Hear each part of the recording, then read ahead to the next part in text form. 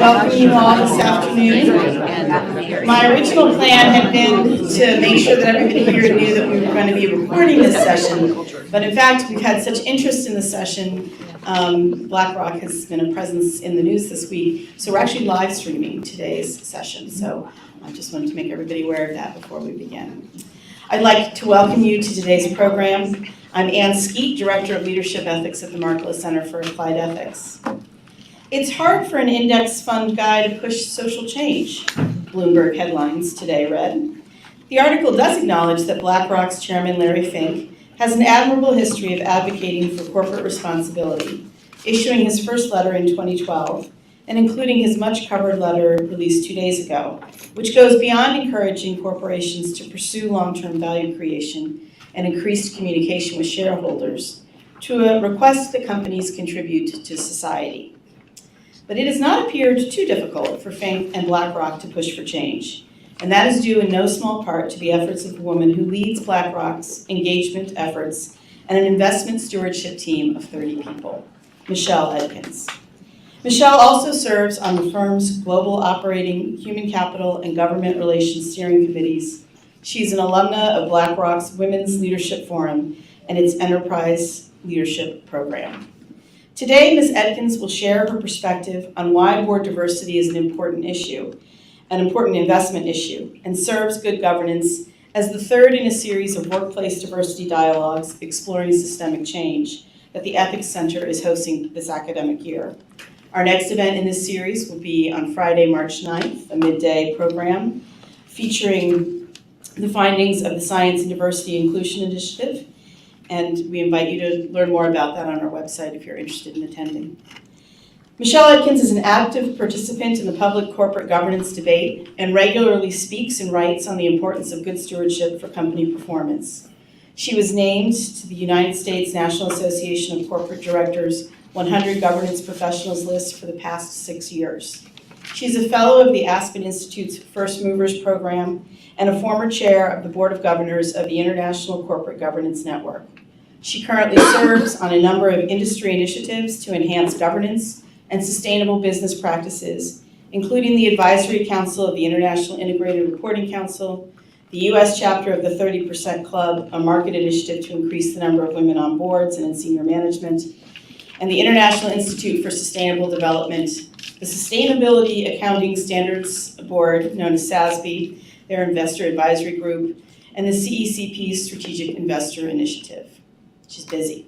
Ms. Edkins' service with BlackRock dates back to 2009. Prior to joining BlackRock, she was Managing Director of Governance for Owners and the Head of Corporate Governance and Director of Institutional Relationships for Hermes Pension Management in the UK. An economist by training, Michelle has also worked for New Zealand's Reserve Bank and the British High Commission in Wellington. She earned a Bachelor of Commerce degree in economics from the University of Otago, New Zealand. Following her remarks, Ms. Edkins will be joined in conversation with David Yosifan, one of Santa Clara's law school faculty. Mr. Yosifan teaches business law, legal ethics, and legal theory. His scholarship is in the areas of corporate governance and corporate social responsibility, and he has a book coming out this spring from Cambridge University Press titled Corporate Friction: How Corporate Law Impedes American Progress and What to Do About It. Prior to joining the Santa Clara University Law School faculty, Mr. Yosifan served as visiting assistant professor at Rutgers Law School and as a visiting associate professor at New York Law School. He served as a law clerk to the Honorable Patty Saris at the United States District Court for the District of Massachusetts and as a litigation associate at the Boston firm of Ropes & Gray. He graduated magna cum laude from Harvard Law School, attended Carnegie Mellon University for graduate school, and graduated summa cum laude from Rutgers for his undergraduate degree. He's also been busy. Please join me in welcoming Michelle Edkins to make her remarks.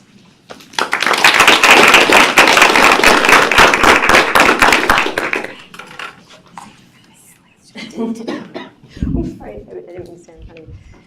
So I'm going to stand in front of the podium only because otherwise you won't see me because I'm only just 5 foot.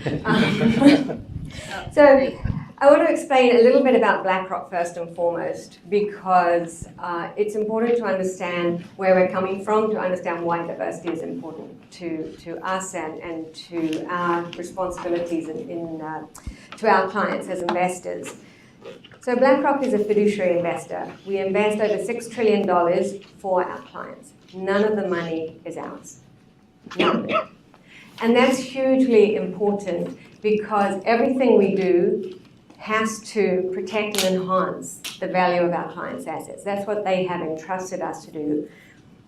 Most of our clients are saving to meet long-term goals. So retirement, college education for their children, other goals that require you to tip away, saving a little bit week on week, that generates a nice return over time. And so we are looking at investment issues as long-term issues. The other characteristic of the clients that BlackRock manages money for is that many of them, the vast majority of them, or the vast majority of the money they've allocated to us, they have decided to invest through index strategies. Now, indexing, for those of you who don't live and breathe investment world, is where you choose to invest across a whole segment of the market. So for US context, let's say S&P 500, and the money you have to invest is allocated based on a market cap, usually allocation across that universe.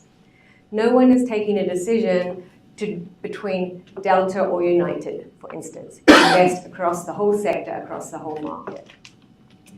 Now, the reason that informs a lot of how we act as an investor is that we're investing in the top performing companies, the middling companies, and the companies that really need to do a lot better, both on financial performance and business practices.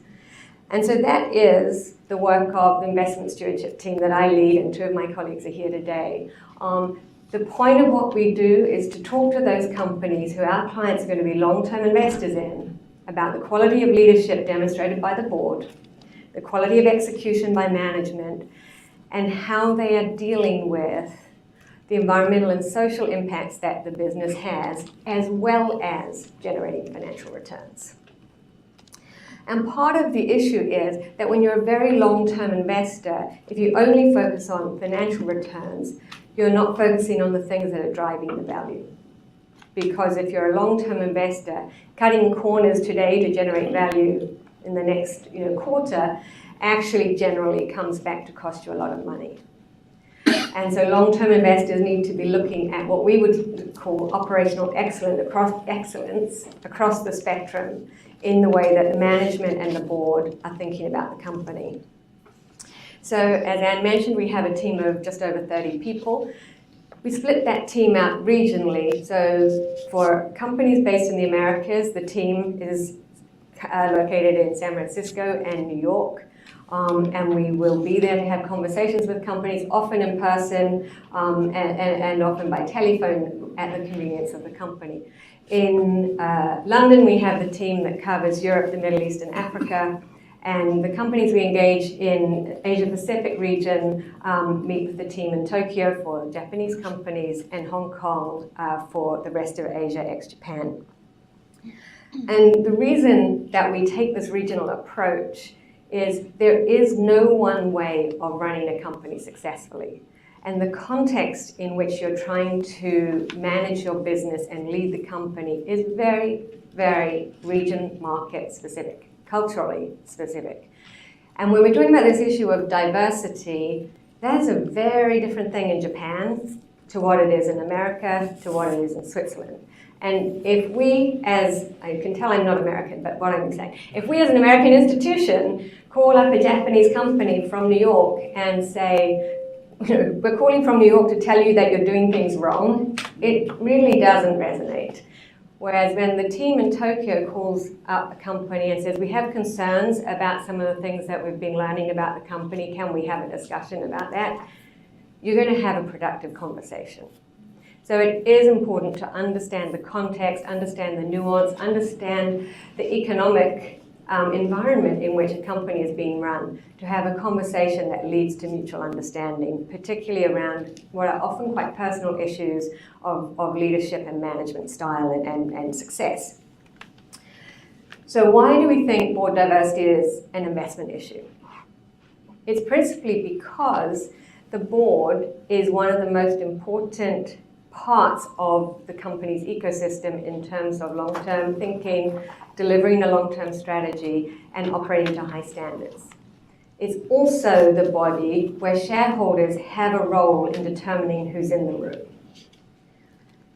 Shareholders in most markets get to vote on the election of directors, generally annually, and if we are concerned about the performance of directors, we can vote people off the board. It doesn't happen often, but it can happen, and that's a very important accountability mechanism. But the other reason to focus on the board is that it is a decision-making body. The board decides who the CEO is going to be and make sure that the people in management that the CEO has chosen are top quality and are delivering the performance that we expect and the board expects.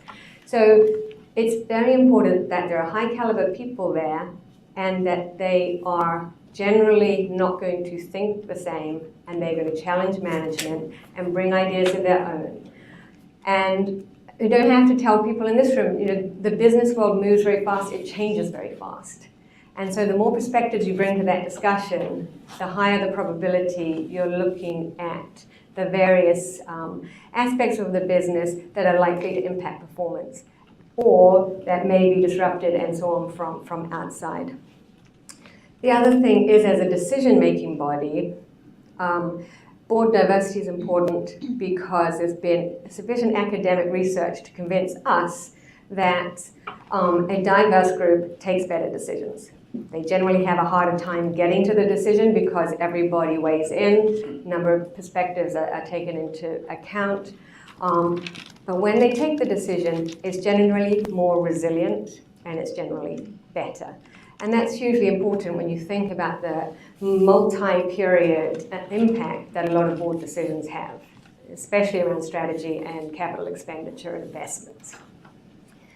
The second important reason that we think board diversity is an investment issue and a long-term performance issue is that as a leadership body in the company, employees look up to see who's in leadership. And today's talent pool, if you just look around the room, don't need to tell you, but I'm going to make the point anyway. Today's talent pool is not homogenous. And if people join a company and when they look up is all they see people who all look the same and don't look like them, they won't see a long-term career for themselves in the company. And that's hugely problematic when you think that every company, certainly that we invest in, says they are in a war for talent. If you can't attract, develop and retain the best people, that's not a good thing for long-term performance. And so we see this as a parallel track, if you will, on why board diversity is important. Another dynamic on that, or dimension of that rather, is that when it comes to senior leadership, diverse boards and diverse senior leadership tend to go hand in hand.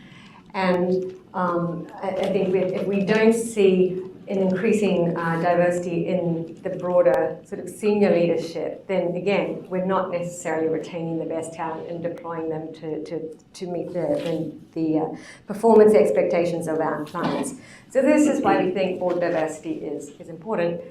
What do we do about it? Because as you know, in the S&P 500, 22% of board seats are held by women, and the statistic is much, much worse when you look at ethnicity, in particular African American and Latino directors. So we do something that's called engagement. We have conversations with companies about things we think are of concern, to listen to companies about why they think the approach they're taking is in the best interests of long-term shareholders. And if we don't agree, we set out our expectations around change. And we've been having these conversations in the US and other markets for a number of years now about board quality, board effectiveness, and board composition. And implicit in board composition is diversity. And we've made some progress. It's achingly slow, but there's some. But the key thing is we've now kind of reached a point of frustration where there's only so many times you can hear lame excuses that you can sort of give the benefit of the doubt. and we've now reached that tipping point. I think it's fair to say. So we are in the process. The team prepared these letters today. We've been working on them for a little while, where we're writing to just under 300 companies in the Russell 1000 that have fewer than 2 women on the board, to ask them to disclose their approach to diversity at board level, their approach to diversity within their employee base, and to set out a time frame in which they will enhance the diversity on their board. Now, a question we get asked all the time when we talk about this: why focus on women only, given the point I just made about ethnicity? The point is, and if anyone has seen this board, please tell me, we have never seen a board that had no women but 4 African American men and 2 Latino men. They either have women or no, really very little diversity. There might be 1 or 2 ethnically diverse men. Most companies start on a diversity track with women directors. The other reason for doing this sort of broad-based thematic engagement, as we would talk about it, is gender is one of the few readily identified characteristics of diversity at a distance and across scale. And we want to be starting the conversation about diversity broadly, but we're selecting the companies we start that conversation with or target that conversation with on the gender metric because it's readily identifiable. The other markets that we tend to prioritize engagement around board diversity, because it's not uniquely a US thing, are similar to the US in one way. They don't have a quota or a market-led target for enhancing board diversity. And I'm not, personally, and BlackRock, we're not keen proponents of quotas per se, but a quota can be the catalyst to change the thinking and the practice that leads to better outcomes. And once you've achieved a certain standard of practice, the quota can fall away or sunset out. I don't think there's any sort of credible threat of quotas being introduced in the US anytime soon. It's not the way things go here. And so this is why it is really important that investors like us and our peers start having this conversation and being more forceful about management and boards addressing the issue, because that's going to be where the change comes, unless companies see the light themselves and drive it themselves. So we're also having these types of engagements in Switzerland, for instance, which doesn't have quotas and has very, very homogenous boards. And we're tentatively starting to talk about it in Japan. But in Japan, we're not talking about it as a gender diversity and certainly not as an ethnic diversity thing. It's getting some independent directors on the board, because that is a diversity criteria. So I don't want to take up all of the airspace here. I think there are some really interesting market initiatives like the 30% Club that we're part of, like the 30% Coalition, which is another grassroots initiative around enhancing the number of women on boards. And then we're seeing, and I'm regularly speaking to in conference type events like this, director groups that are ethnically oriented in a way of trying to raise their profile, help them establish networks that enable them to get on boards. And perhaps in our conversation, David, we can talk about the role of networking in getting on boards and just how strongly established that is and how much of a drag it is on change, particularly in the US. So I will leave it there, and we can cover whatever else you want to talk about. Yeah. Well, Michelle, I just want to start off by thanking you sincerely on behalf of Santa Clara University for joining us on our beautiful campus here today. We sit in the middle of Silicon Valley, surrounded by cutting-edge business activity that has global consequence. I think we rightfully think of ourselves as an oasis in the middle of that activity, where we can engage in reflection and scrutiny on the activity that is happening all around us. And thanks, Anne and the rest of the Markkula Center for inviting Michelle and putting this event together. And what a great turnout from all of you and students for being here. I agree with so much of what Michelle has to say in the general thrust of her comments, but nothing could be more boring than a conversation in which everyone is agreeing with each other. In order to generate light, there has to be a little bit of heat. So I will endeavor to generate some.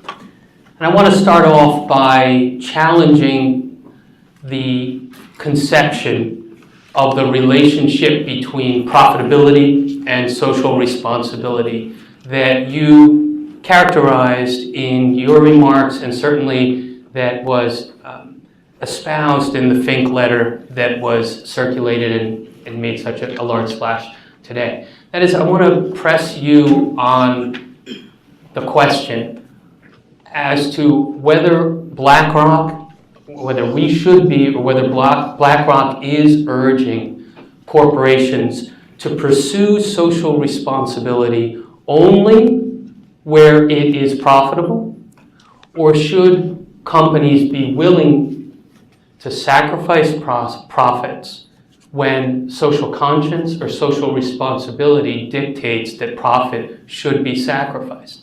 I feel in reading often when we have this conversation that there is a little bit of, as what the late Justice Scalia might call jiggery pokery for the law students here, that a bit of a conflation or too sanguine a conceit that social responsibility is always profitable, and that there is ultimately no contradiction between socially conscious business activity and profitability.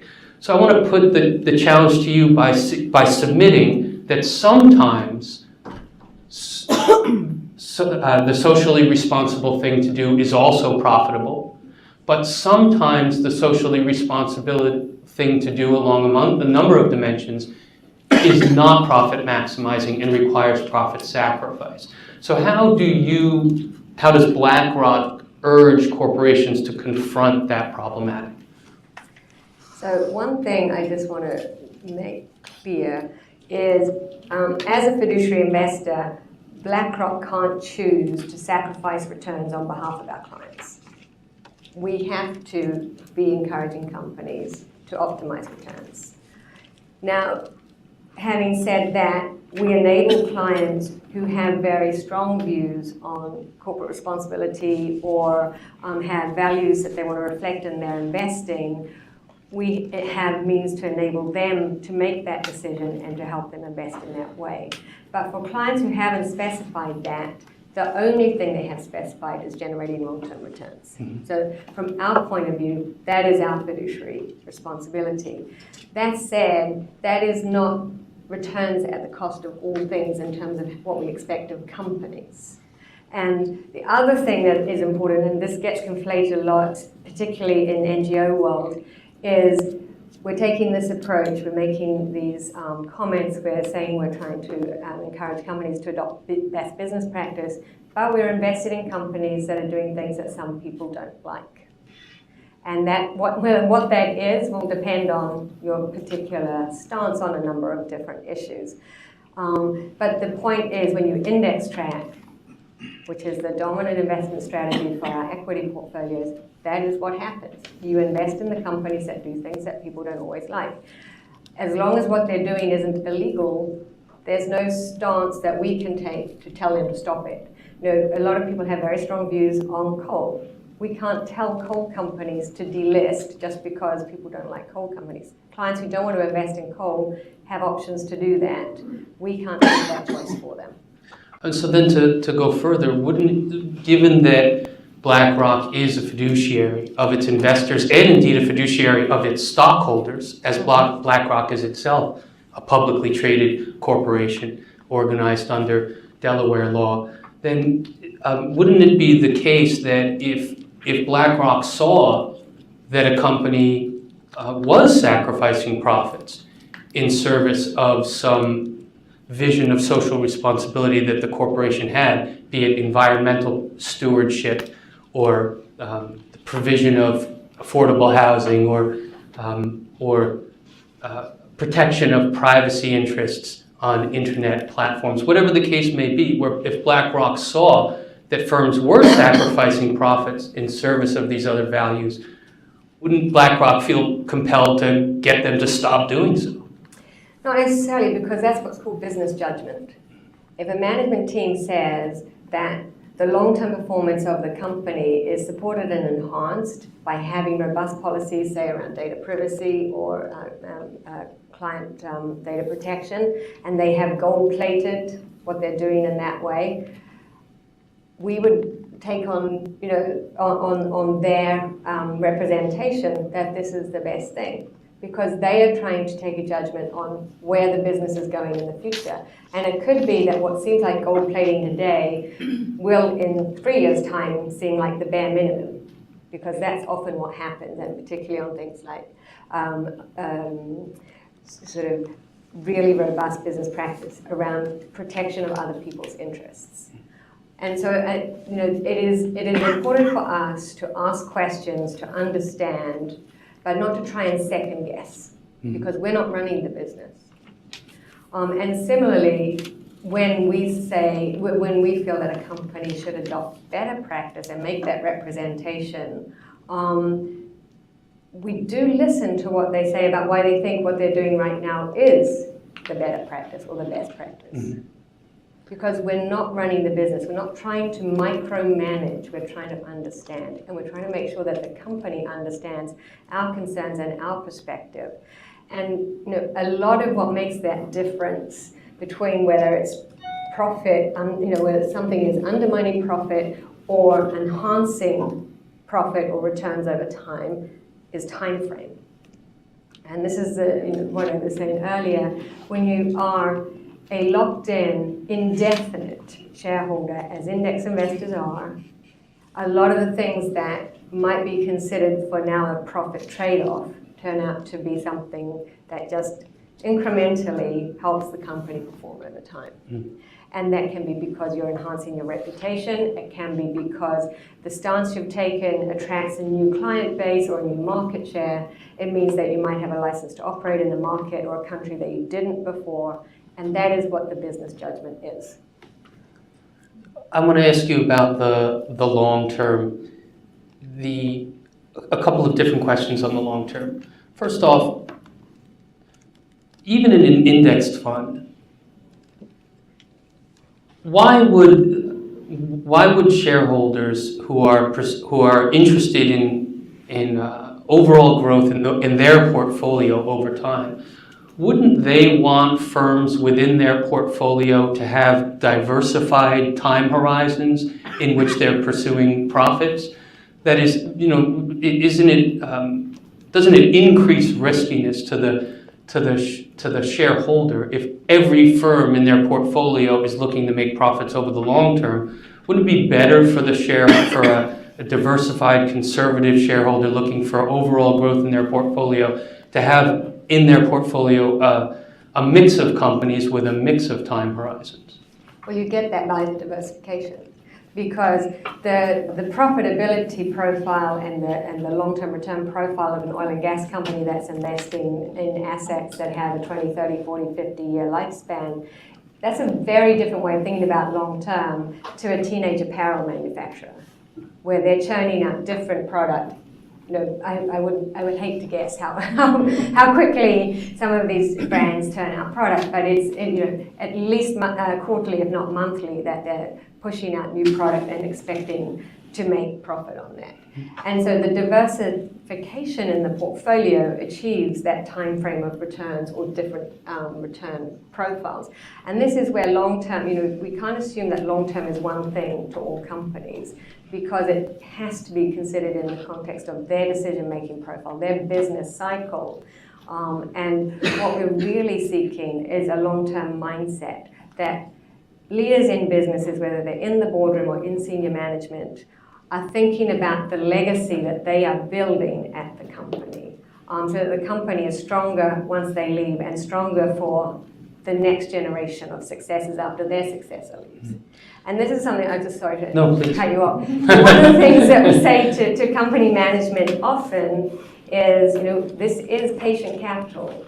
but it isn't patient forever. We will vote against management if we really believe they're not responding and we think that that is a risk to the long-term performance of the company.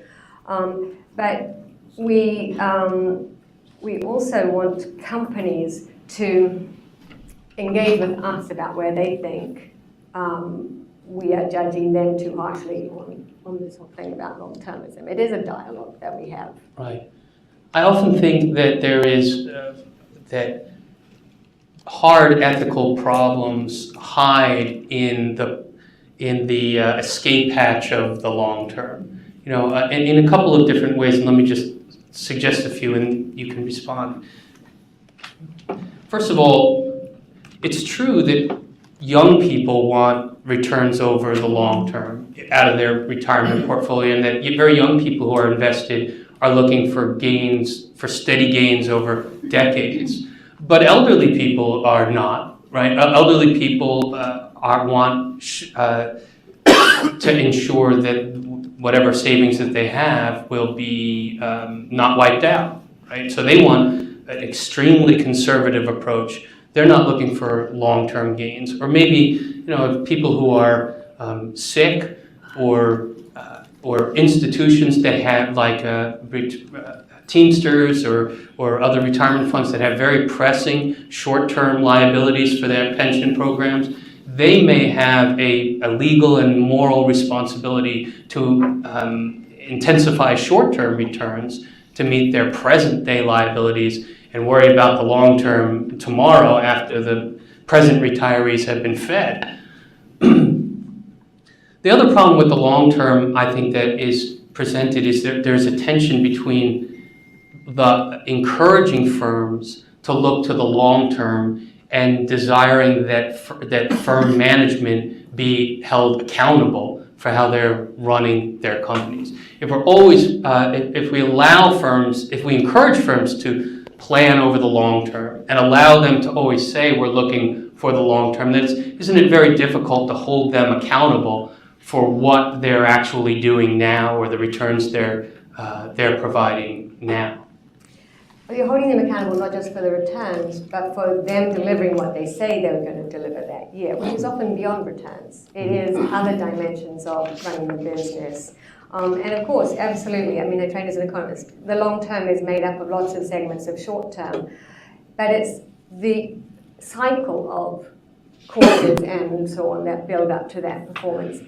You know, to put it in a university context, if you're doing a 4-year degree, you don't want to find out how you're doing at the end of the 4 years. You want to have feedback, exams, grades through each of the quarters through your, or semesters, I guess they're not quarters anymore, but anyway, I'm old. So through that whole duration of your 4-year degree. And that is what we're saying in relation to this. Yes, there is this concept of long term, but it's the notion of sustained performance over time, which in our experience comes when management and boards have a long-term mindset. Because if all you're doing is saying, okay, we need to make the numbers next quarter, we'll do all this jiggery pokery to make that happen this quarter, and then we'll work out whatever impact that has on our ability to generate returns next quarter, and we might have to do even more jiggery pokery. And actually, that is often where a lot of fraud comes from in company accounting. And anyway, that's a whole other issue and probably another lecture. And for someone else to talk about, not me. So a couple of questions that are more precise to our situation here, perhaps. You indicated that because you're managing indexed funds, that it's not, the option of exit is not so readily available. You can't threaten or punish firms into good behavior by threatening exit because you've got to be where the index dictates. So activism, shareholder influence becomes the only weapon available to you, or a more important weapon available to you. So given that, what is your view of the dual class structures that we've seen emerge in this valley, Snap going public with non-voting shares, Facebook shareholders having very little or no say in the way that the company is run? This seems to be a trend. How does that trend intersect with the indexing phenomena, and what what does the future portend with respect to dual class structures that eviscerate the power or any say that shareholders have? Yeah, I mean, we certainly don't like dual class stock or non-voting stock, but we also recognize that that's largely out of our control, simply because once a company is accepted into an index, then it is part of our investment universe. I think that the interesting thing about dual class stock, whatever kind of investor you are, or unequal power dynamics in companies, whichever kind of investor you are, is this argument that enables the leadership team to take a long-term view and really focus on creating and building a business. That works until it stops working. And we've seen plenty of examples of that in the Valley as well. Mm-hmm. And plenty of investors who got burned, who actually thought they were clever enough to work out how not to get burned. So I think, what frankly I would like to see, and maybe I'm being Pollyanna-ish about this, is that enough investors at early stage will get burned by those unequal power dynamics to say no more. We can hardly wait. Well, I think there are some very influential people who have solved it.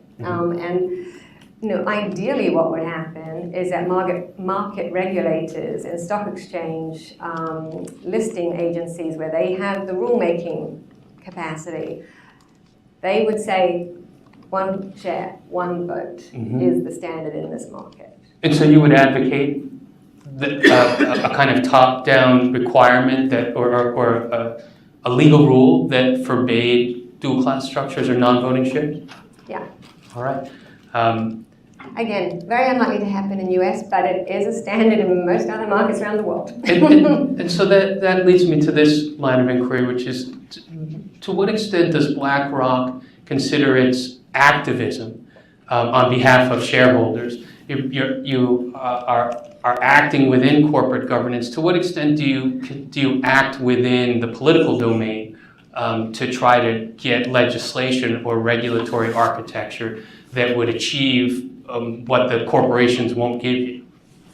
We definitely engage with policymakers, rule makers, standard setters around the world, but it isn't sort of as nefarious as you're making it sound. What we're trying to do is make sure that those people who are taking these very important decisions about how financial markets work, and I just want to stick to the bit about shareholder rights and corporate governance because that's my domain, but it's obviously a much broader question. How those rules, how the framework supports the type of activity that we see is in the long-term interest of our clients who are saving for their financial goals. And so that is things like a shareholder rights framework that allows for investors to talk to companies and to talk with boards. Now, sometimes that's not outlawed, but there's a general perception that this is not a good thing. And that's something that we try and counter by espousing our views publicly. But in other areas, such as dual class stock, we participate in public consultations. When the Hong Kong Stock Exchange put out its consultation to introduce dual class stock, we commented there that we don't support it and we don't think that they're doing it for the right reasons. They think they're going to stop companies that would otherwise list in otherwise list in the US and make them list in Hong Kong because they think that companies list here for the dual class protection.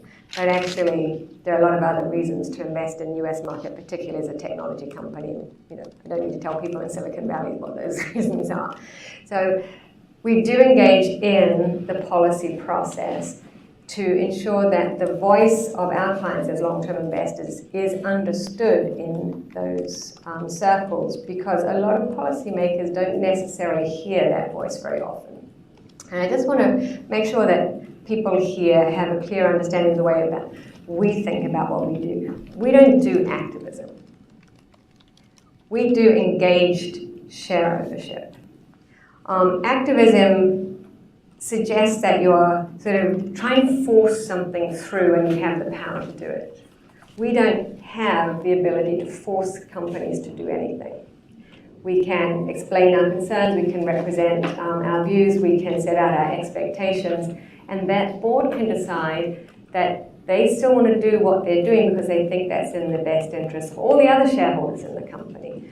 Because even with our size, we're between a 4 and 6, sometimes a bit bigger shareholder, but we're still a minority shareholder, and the board has to be accountable to all shareholders. That's what being an equity investor means. And so we use our voice, we use our influence. The vote is an influence, it's a signal that has some influence. But we don't have power and we can't force change. Mm-hmm. So I want to ask one more question, then open it up to the group. Maybe I'll come back in at the end. And then you said about networking, and I just want to follow through on this question of engagement and invite. Sometimes I think these categories get to be a little abstract. Activism, engagement. We know there's shareholder voting, but we understand that one of the things that's that BlackRock can do, because it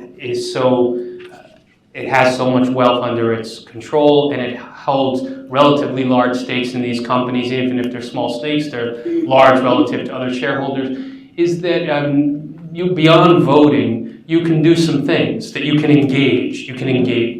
So can you help us de-abstract what that means and talk to us a little bit about what it actually looks like? What are we talking about? Do you take executives, you go to dinner, you talk about things, you make informal presentations? You go to the NFL and have a chat. No, really? Do you go to see the Giants game, you're sitting in the booth, you're talking, you're trying to persuade? Can you give us a little bit of a flavor about what on the human level or in the professional day-to-day, what does the engagement actually look like? How does the persuasion actually happen? It's a lot less sexy than going to ball games and sitting in an executive box. I can tell you that for free. So basically, it is either the company asking to meet with us to talk about things, or us asking to meet with the company to talk about things of mutual interest and often on our side of concern if we're asking to meet with them. And it can be a telephone conversation because sometimes it's difficult to get 2 representatives of senior management and 2 board members all on a plane in New York or San Francisco, readily. So often it can be a telephone conversation, but it is a conversation, and we have an agenda, and we have several things that we want to make sure we discuss. We have questions that either part of our regular dialogue with companies, such as, describe your board succession planning. How, often do you think about the management succession plan? Those are kind of very standard questions. And then there can be some very company-specific questions because of something that one of the team has pulled to the surface through analysis or through something that's happened in the public domain. And the point of the conversation is to make sure they understand our perspective on whatever it is that is at the heart of the conversation, and that we listen to what they say is the company's position on that issue, so that we're not, misunderstanding one another. Because a lot of corporate governance is very nuanced. Leadership is a very nuanced thing, and it often gets portrayed as very simple and this or that. But actually, it's usually a spectrum, and we need to understand that spectrum and how companies are managing the business along the spectrum. So it is also important that we don't generally have those conversations to set out a change agenda. Often it is to understand. But if we do think there is a need for change, we will say that that is our expectation and sort of give an indication of what we think the change needs to be. But ultimately, it's for the board and management to decide the way forward. They have the fiduciary duty to run that company in the best long-term interest of all shareholders as well as others, run in the interest of the company. So it's about representing your views. That's all it is. And it is certainly, sorry about that. Sure. But it is absolutely not a thing that we do over bottles of wine. If they're lucky, they get a really nasty cup of BlackRock coffee. And the meeting room looks not too different to this, except a lot smaller. I think I want to ask one more question to bring it back to diversity, and then throw it to the group. We have a lot. We have some time. I'm trying to get away from your mic. Yeah, I think we're trying to get away from each other. It's only technological. It's not personal. Exactly. So BlackRock makes the case that diversity in the board makes for a more effective board. It makes for a more profitable company, and often it can result in greater social responsibility, though not necessarily, not always. And so you're bringing that case to the board and persuading them. But what is the impediment? You understand this. Scholars understand this. Why don't the boards understand this? If they're already operating under a fiduciary mandate, they're already invested in the firms themselves. So what's the problem in why haven't they discovered what BlackRock knows? Why haven't they discovered that and implemented on their own? What is the impediment on these firms to adopting the kind of diversity that you're urging upon them? My response to that would be, and this is not necessarily an official BlackRock response, but we've certainly distilled this from the conversations that we've had. It's two reasons. People don't like to change, and people like being with people like them. And it is that simple. And the people who are committed to changing, the boards that say we need to be more diverse, they make it happen. They don't think there's a supply problem. They think differently about the profile of the person they want in the boardroom. So they, instead of saying, we need a CEO who's still sitting or just recently retired, who has this experience and that experience, they say, we need skills like this. And let's think about where those skills sit today. And it's not always in a CEO. In fact, sometimes, my experience is, and this will probably get me in hot water, CEOs often don't make very good board members because people who are used to taking the decisions and doing and making things happen and forcing things through because of their leadership and their ability to influence others to bring about change can't always adapt that skill and expertise to an environment where you're guiding and counseling and not doing. Now, a lot of people do it very successfully, but not everyone does. Then the other thing I find is it's been too easy to get off the hook on this is a social issue, not a business issue. And this is why we very, very forcefully in our conversation say, the positive social aspect of having a more diverse board is a positive externality of doing this.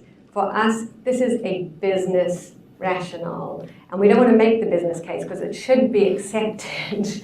But we want to make sure that you understand we think this is about board performance, and board performance is something that we are very, very focused on as a long-term investor. Because as the saying in Chinese goes, the fish rots from the head.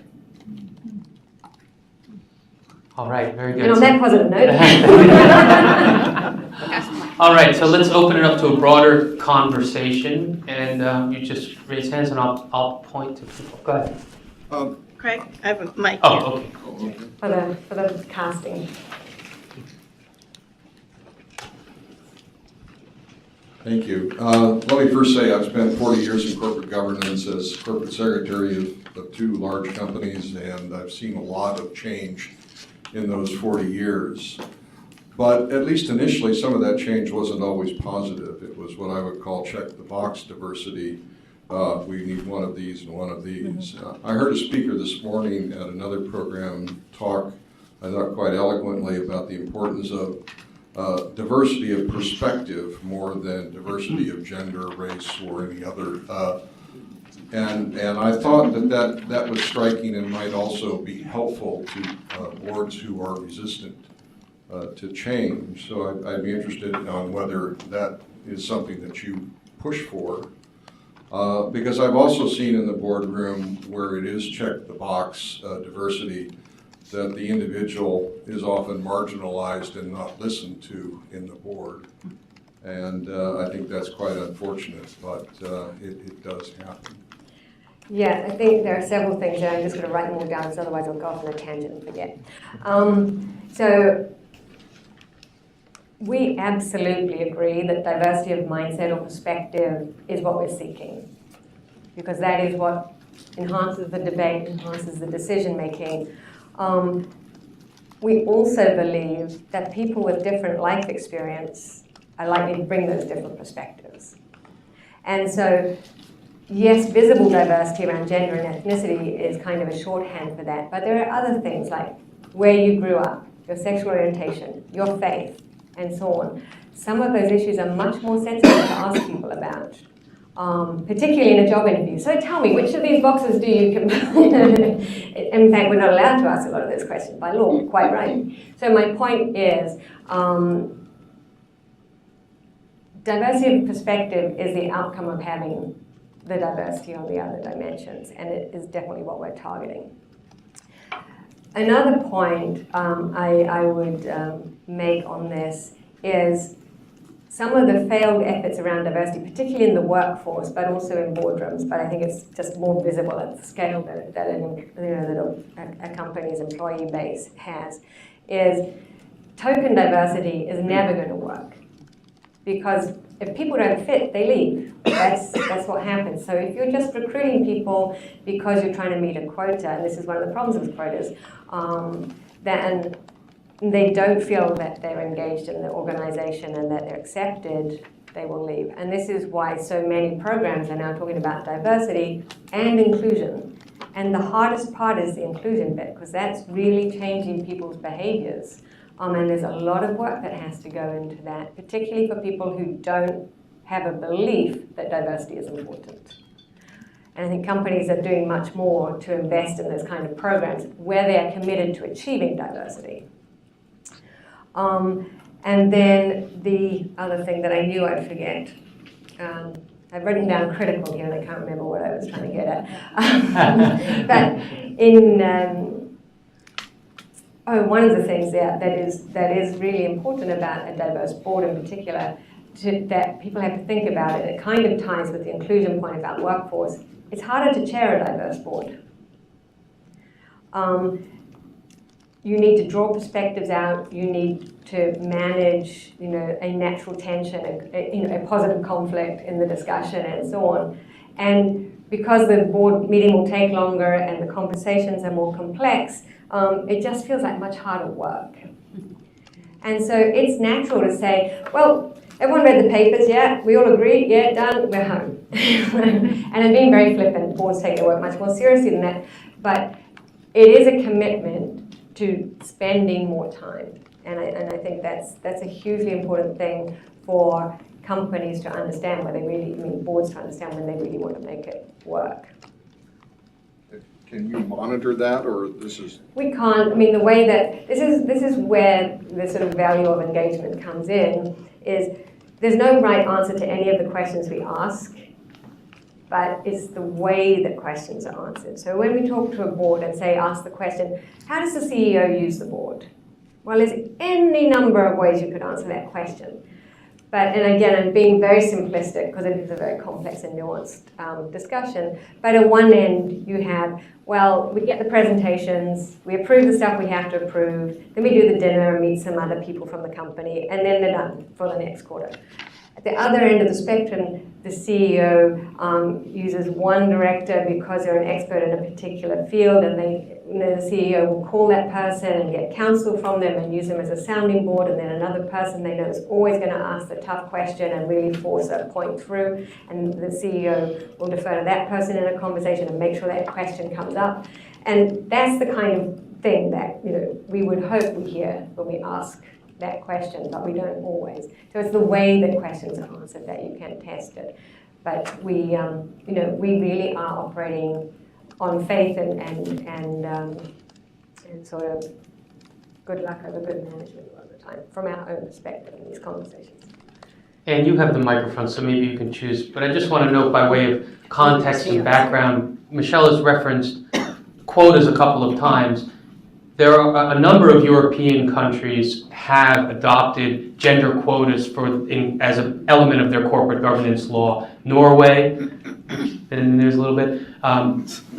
France has a 50% a requirement that large or publicly traded corporations have 50% of their board comprised of women. So to give you the context that quotas, there's a movement globally towards quotas, but the United States is not presently a part of that. Okay.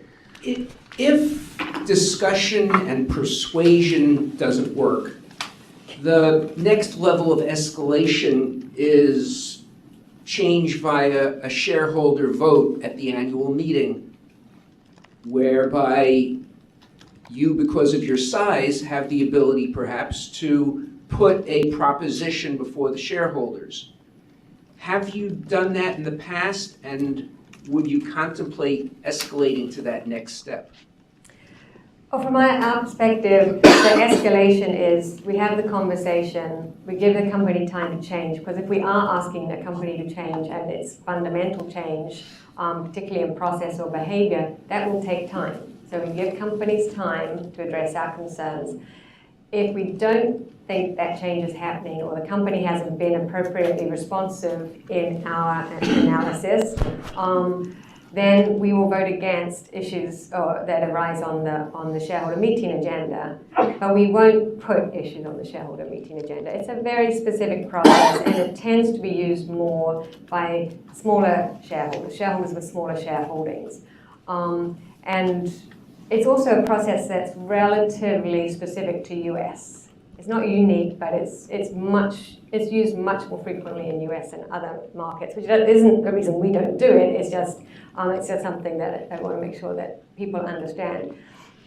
But you make a good point in a slightly different way, in the sense that we often get asked, if you can't sell, what kind of threat are you taking to the management? And there's this fascinating thing that I have seen in the 20 years that I've been doing this work. If management thinks you don't like them, don't like the company, it's the first thing they say. If you don't like what we're doing, sell the shares. Because that's how they get rid of troublesome shareholders. When we say we can't sell this shareholding of 4 or 5, 6%, you sort of see a look go across their face of drat, and to be polite, and they understand, if they've been listening to what we've been telling them during the conversation that subsequently comes, that we will escalate in this way, and management, and particularly board members in relation to their own elections, do not like it when major shareholders vote against them. It becomes public knowledge very quickly because, well, there's usually media speculation if it's a high level of voting against. And certainly investors such as BlackRock have to file with the SEC once a year our full voting record, and there's a lot of media interest in that particular filing. So it becomes public knowledge that a major investor, or many major investors, voted against an issue that the company had put on its ballot, or supported a shareholder proposal, which is also voting against management. And because of the communication BlackRock has done over the years about our approach, it's also clear to anyone who's observing it that we probably did engage, we probably did set out the case for change, and the company chose to ignore it. And that's not a good thing for a company to be signaling to the market that a major investor, a major long-term investor, expressed these concerns and management didn't do anything. Is the hope, therefore, that others will follow your lead and result in directors not being reelected? And as a follow-up, what you are saying, though, is you're a leader, you're a follower, not a leader, in terms of shareholder proposals. On shareholder proposals, yes, but if you look at some of the issues that shareholder proposals bring to the shareholder meeting, we don't generally agree that all of them are matters that are appropriate for a shareholder meeting context, a discussion or a vote. And that again is kind of maybe a topic we take up somewhere else. But other investors are voting against management and some of them vote against the first time they see something they don't like. What I am describing is BlackRock's process of escalation. So by the time we vote against, usually there has been time for the company to respond and demonstrate that it has listened to its major shareholders. And it could be that they're very happy for us to vote against, and we're alone in that, and they are willing to sort of wear that vote, if you will. But generally speaking, that's the time that you see the sea for change. And the whole thing around proxy access is actually one example of that. And proxy access is kind of a very nerdy governance thing. But in essence, it means that shareholders can name directors to management's ballot for consideration by other investors. So they can nominate directors in effect. And this was something that the SEC had looked at for many years, and for all sorts of reasons, it never came to fruition. And so the New York City pension fund started putting shareholder proposals on this issue. And the first year that they did it, BlackRock looked at this and said, look, we'll support it. We believe in the right of shareholders to nominate directors, but we'll reserve our vote for those companies that have poor governance and poor performance. So we'll vote in favor of the proposal of those companies. And then a company that has since been bought out and is no longer a public company did something very silly and said, we're making our own rule, and it's kind of the same as the one that the shareholder proposed. But actually, it was about 10 times more difficult to achieve the company's rule standards. And so that is when a lot of investors said, okay, companies are not taking this seriously, and we will just support it. Because by the time you've voted for it at a company that's in trouble, it takes several years to implement, and you will have lost a lot of shareholder value. This should just become a standard. And the second year out, a lot more of them came close to passing. Third year out, a lot of companies had introduced it by themselves. And I think that is the reason for telling that rather long story is simply that there's a sort of ecosystem that works where the investors who are more progressive or have much stronger views on certain things put shareholder proposals out. They start a debate, and that is a very important part of the process, but it's not necessarily suitable for an investor like BlackRock. We started our debate in a different way, is what I'm saying. Thank you. Howdy. So naturally, given BlackRock's position, we're going to ask a lot of questions around shareholder influence. But there is an idea kind of thrown around, especially by Andrew Lowe, wrote Adaptive Markets, of the idea of a chief risk officer who would essentially be there to kind of keep the CEO in check, keep the board in check, and be independently incentivized by averted losses. Of course, this is a little bit more on the portfolio management side, but I was wondering your thoughts on that. If you think that would be a good internal check for a company to set up, as it moves forward, or if you think that we should just continue with the system that we've kind of got going.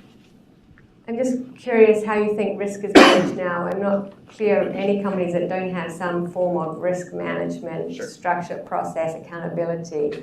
I think what is important is where the person who's leading that function reports into. And particularly, similarly with internal audit, where does it report and is that meaningful? So can you elaborate a little more on your idea, because I'm not 100% clear. Sure. It was more so just about quantifying behaviors and kind of understanding, like on a scale of 1 to 10, how open are you to investing, within portfolio management? How open are you into investing with a company with a beta of XYZ? And then also just getting a profile of each person within that portfolio management company. And then creating a comprehensive risk report from there that would be given to the CEO as well as the board. And ideally the shareholder as well. I still don't understand why you don't think that's happening now. I mean, most investment firms have very well built out investment management platforms and very well built out risk management platforms, because investing is about generating return on a risk adjusted basis. And if you don't understand the risk, how do you know if you're generating return or just getting lucky? You know? So maybe we can talk about it offline, because I'm clearly missing something that you're trying to get across. You spoke earlier saying something to the effect, in my understanding, that these companies should just know the value of the diversity rather than you're trying to convince them. And I'm just wanted to hear that a little bit more, because it's a little bit surprising. It's surprising to me to think that they do really know the higher return on equity, return on sales, return on investment, that the research that has shown that women bring a significant higher return, and the research on collective intelligence for complex problem solving. Do they really know this and still resist bringing the diversity onto their boards? What I was trying to get across is we're kind of tired of making the business case. We've had that conversation. Okay. And we will still make the point, look up the Credit Suisse research, it's there. And we don't want to talk about the research because, you can go down a rabbit hole of, well, that's not the best metric for measuring performance or whatever. That's another conversation for other people to have. What we are saying is, if you want to see the business case, these are the places you can look for it, but we don't want to talk about that. We want to talk about why, from our perspective, boards need to address this issue. Thank you. So I'm actually a public company board of director, member, have been for many years. I think this is an incredibly important topic, that's why I'm here. So I appreciate you actually taking the time to do this.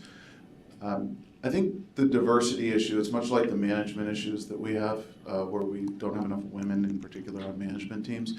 It really has to start at a different level. I would argue that there's not enough private companies that have actual women on boards. And I think that when we start there, it'll actually make a bigger impact, because it'll start to roll out to the public companies. I'm often the guy they call when they're, companies going public, they need an independent board member, blah, blah, blah. And I shouldn't be that guy. They should be calling a lot of other people. And so I think there's a message. I just want to let you know that there is a message for us board members. We get this. There is actually no questioning that we want women in the boardrooms. It does take time, though. Mm-hmm. It really does. You have to understand the process of how you identify, find the right person, get them on the ballot, get them approved. And so I think that people in the world of social media, where everything happens instantaneously, sometimes we forget that there's actually a real governance process here that does take time. I have not been on a board search, and I've probably done 4 of them in the last 3 years, where the priority wasn't to hire a woman first. Okay? So it's happening. It's happening behind the scenes. So I just wanted to give you that perspective. But I really do think that we can make a bigger difference by going deeper down to some of these private companies, even the startups here around the valley. I'm really trying to encourage them to get more women into these boards at an early stage. However, the question I wanted to ask you about was something you touched on, which was dual class. I personally, I don't really understand the logic of dual class, okay? And I've been part of a company that was a dual class company. I would actually argue that that has a bigger impact on shareholders than even diversity. And what I'd like to kind of understand is, how does that rise to the level where BlackRock starts talking about it? Because in more, brings it to this level. And the reason being is that I'm tired of hearing about the great dual class companies. Nobody talks about, the Zyngas of the world, right? Mm-hmm. And there's a lot of these companies out there, and the bankers are out there pushing this because that's the way they win the business. And until the buy side starts pushing back on this, it's not going to really change. So what I'm curious to hear from you is there an effort to really bring this up to the same level as kind of the diversity discussion and really try to use your muscle to try and influence people in the industry? Yeah, I mean, we have been talking about it, but it probably is a little bit, again, in that kind of narrow confine of corporate governance nerdiness. And it is something that we will continue to raise. One thing that we're also working on is there a way to find a compromise? Because if private companies stay private for much, much longer because they're nervous about financial markets and all of the pressures on them in financial markets that they perceive at least, and that perhaps people put in their heads, maybe the thing to do is go public with a protected share class or differentiated voting rights class, but that sunsets out after 5 years or so once the company is We'll do that established. though. I worked at a company where we had a sunset clause. In this case, it was an ownership sunset, which I think is ridiculous because the founders of the company are going to own that stock forever. It has to Their retirement worth be is tied up in just it. year-based. So it has to be time-based, Yeah. and that's the only way it would work. And frankly, I don't really buy that this is an impediment for companies to go public, because the reason companies don't go public right now is they don't have to. Yeah. There's too much money out there in the private markets, and they can find their secondary liquidity that way. So that will change, right? And when that changes, that's when I want to make sure that there is an uproar. I mean, excluding them from indexes, that's a good approach, right? That'll teach some people some lessons, right? But I would just implore all of you guys on the buy side to make a stink, because if you don't make a stink, it's not going to change. I wanted to just add one comment with respect to the time horizon piece. With all deference and respect, sincerely, to your practical experience and engagement in the market, which I have none, I'm inspired by the Martin Luther King holiday and listening to Dr. King's speeches where he insisted upon his 3 little words of all here now. King said, we want all our rights here now. And in the Norwegian context, and I understand Norway is a very different economy, a much smaller country, very different social context. But by operation of their mandatory gender quota, they went from 10% women on their publicly traded boards to 40% women on their boards in 5 years. So the speed at which the diversity transformation happens is a function of political will, and it's also a function of the purpose of the board, the speed at which it happens is not a natural, unalterable fact of the world. I get the microphone for that. I'm going to call on you, Jack. I'm not done with you. No one's more passionate about this topic than me, frankly. I spent a lot of time trying to get women CFOs in this valley. I tried to get women on boards, etc. You have to live through this, though. You understand the process. It is a very complicated process to actually turn over boards. And I can tell you that there is absolutely, with the companies I work with, and maybe this isn't true in some of the more arcane, more of the industrial areas out there, I work with tech companies, there is an absolute prioritization of putting women on boards. It just does take time. So I would love to have all here and now. It's just not something that can happen like that. It's not practical. So I'm not trying to make an excuse. I think this is really, really important. That's why I'm here. But it does take a little bit of time. I will not argue with you who's more passionate. Michelle, you said a number of things that resonated with me, but one in particular I think does tie back to the topic that Jack had raised. Smart question from Don about why is this not happening? And I think, to paraphrase, you said people that are in the ability to control these decisions are afraid of change and afraid of people who are different from them. That's what really resonated. I didn't say afraid, I just said don't like. Okay. So I'll get the quote right later if I use it. But Jack, to private companies, and I would welcome anybody who's got some thoughts. we're in the Silicon Valley. The statistics are dramatically worse than they are for the S&P 500 and other places. So what do we do with these private companies besides give them time to say, you know, are they afraid of change or don't like change or don't like people who are different than them?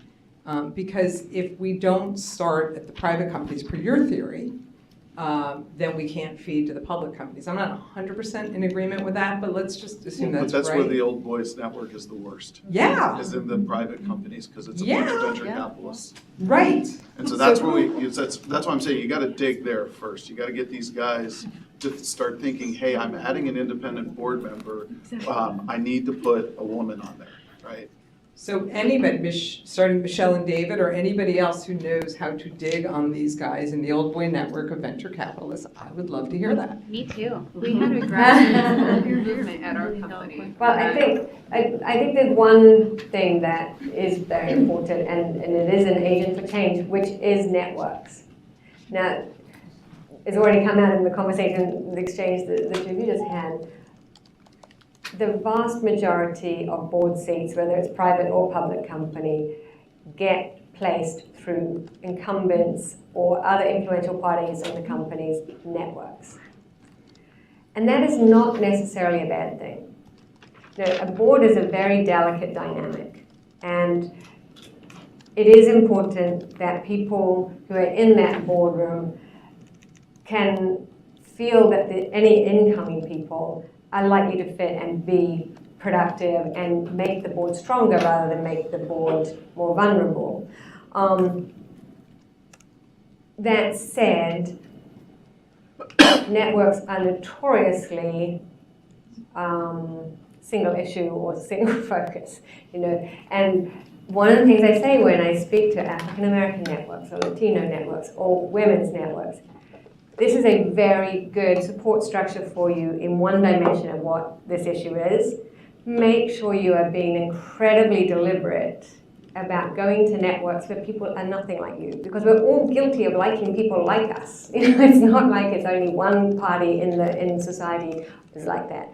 And we all need to be deliberate about building a diverse network, whether it's across an age dimension, a gender spectrum, or skills-based. The point is we need to be deliberate about it because our natural tendency is to be attracted to people like us.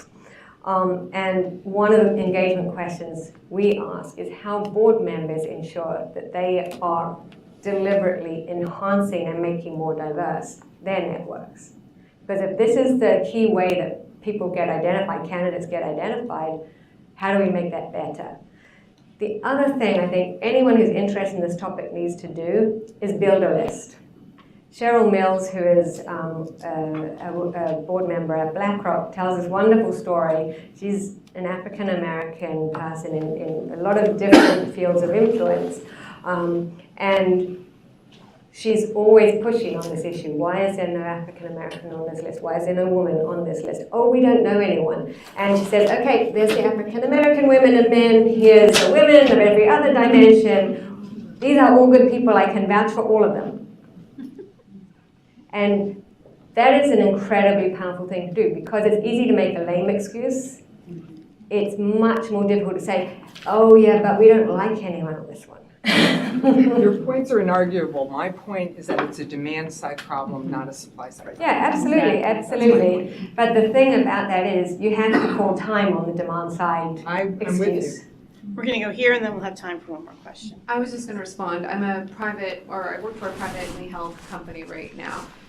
There was a few factors that caused a big shift in our board, and although we still have a predominantly male EC, or it is all male EC members right now, our board was at first when I started with the company. Our engagement survey really showed a big disparity between men and women at our company.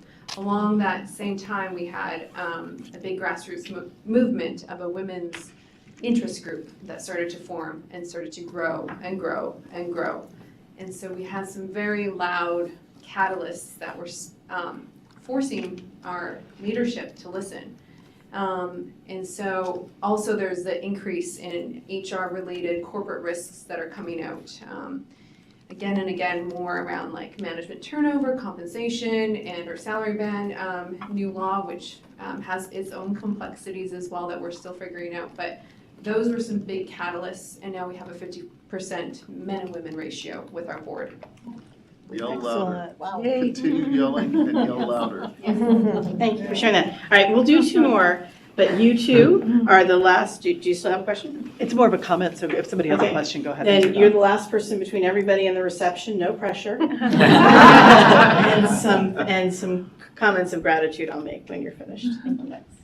Great. I'll just try to keep it short. As a law professor and somebody who works in policy, I'm curious for both of you if you could talk a little bit about success stories, or what's held up as good examples, either in verticals where in law, certain set of practices has really worked. David referred to governmental policy, or I don't know if it was governmental policy, but Norway. So I don't know if you could just surface a few more success stories that are at the governance level, not with respect to best practices among companies, but with respect to either something that the government did or some kind of body institutional change that actually was influential. So I'll use the example of the UK, which I hope doesn't make me sound like a little Englander because I'm not actually from England. But in any case, it was a really interesting intersection between government and private sector, because basically the government, seeing all the quotas that were being introduced in other markets in Europe, said, okay, private sector, we understand that business doesn't like quotas. We get it. We hear you on that. But you haven't solved this problem by yourself. So we're going to say, we'll give you 3 years, or maybe 5 years. I can't remember the exact number of years now. But we'll give you a time-bound period, a really tight period to address this yourselves. And if you don't do it, we will have legislation that introduces quotas. And private sector stepped up and said, okay, what can we do about this?